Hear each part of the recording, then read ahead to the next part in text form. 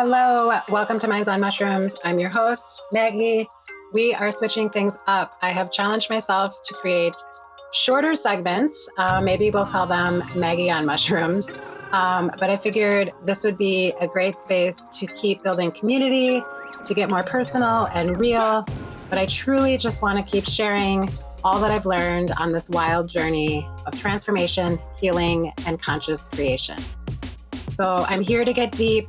We're going to talk about psychedelics, integration, the soul's evolution, all of these amazing modalities that come together and are interwoven so beautifully and just truly connected at the essence. And I can't wait to keep exploring with all of you.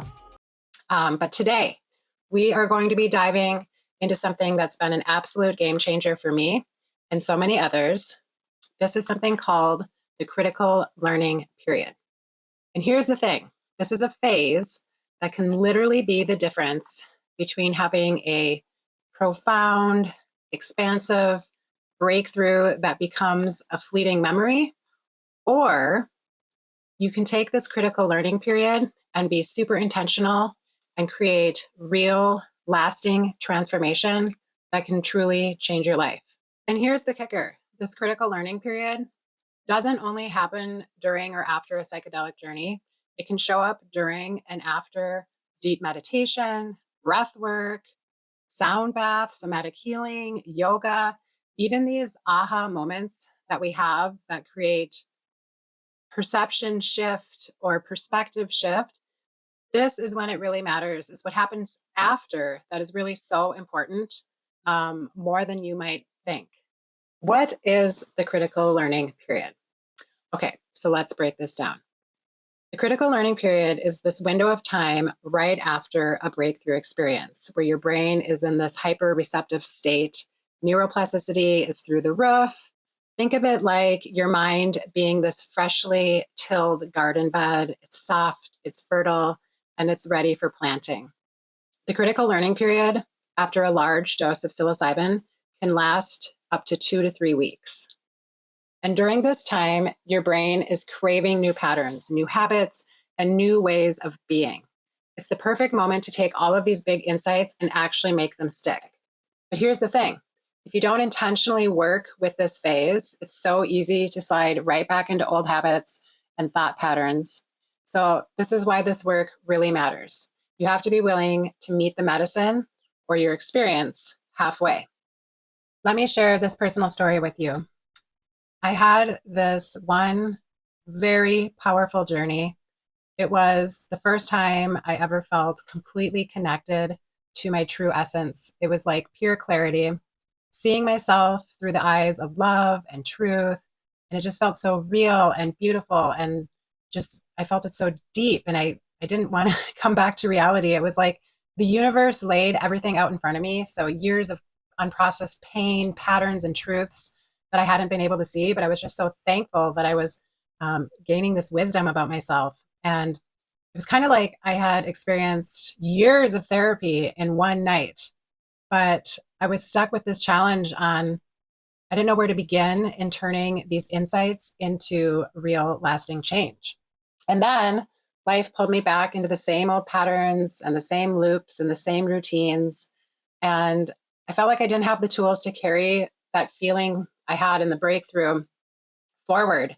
And eventually it all just faded. It was so frustrating.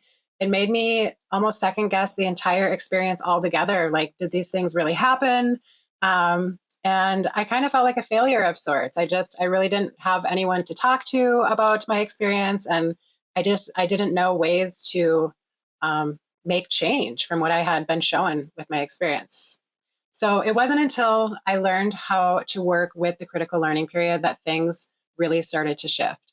And for me, that meant getting super serious about integration, developing practices that kept me feeling connected, and even using microdosing, which I'll touch on in a little bit here, but microdosing intentionally to keep these insights alive and growing, and using this critical learning period time to keep the momentum going. And once I figured that out, it truly was a game changer. My whole life started to shift.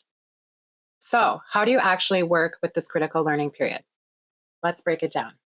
As I mentioned, after a larger dose psilocybin experience, your critical learning period window is usually intact for about 2 to 3 weeks. So it's during this time that you want to be ultra intentional with mindful practices.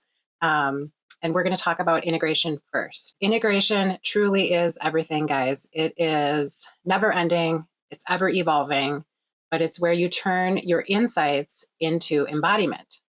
So for me, after a larger dose psilocybin journey, to take advantage of this critical learning period, I start to implement all sorts of mindful practices such as journaling and meditation. I have a psychedelic coach myself. You can talk to a therapist. Any sort of reflective practices or whatever helps you process and ground your insights from your experience. This is what we're talking about. And community is huge here.